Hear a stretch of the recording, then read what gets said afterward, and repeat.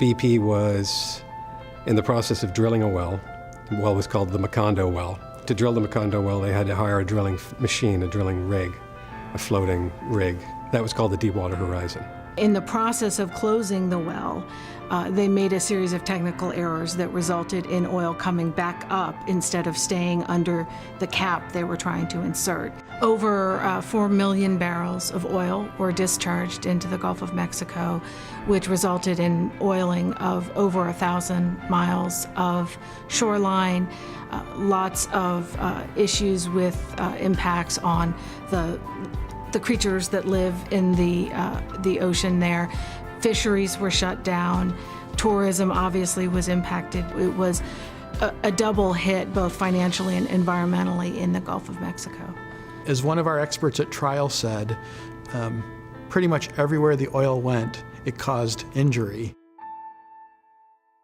We are, as the federal government, responsible for monitoring and repairing the injury to the natural resources that were impacted by this spill. We needed to bring a lawsuit in order to bring a lot of money back into the jurisdiction to restore that in those natural resources that had been damaged or eliminated as a result of the spill.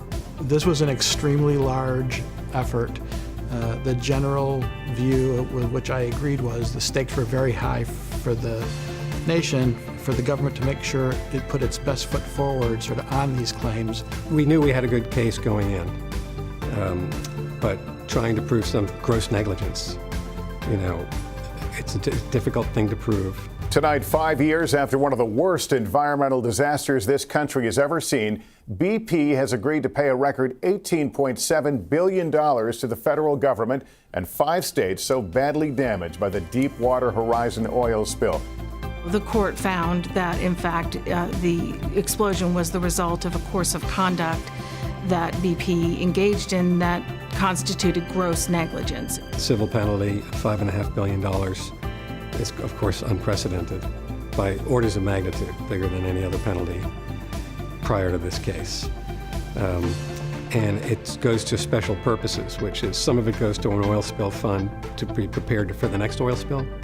Some of it goes to the 5 Gulf Coast states that were impacted by the oil for them to do environmental restoration and some economic recovery for the people who live down in those states.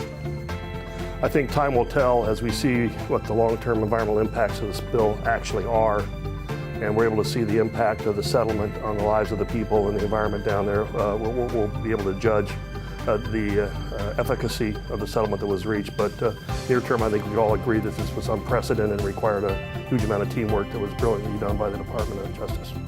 I think every time I stand up and say Sarah Himmelhoch on behalf of the United States, there's a little Mr. Smith goes to Washington echo that happens, that the significance of the honor that I've been given.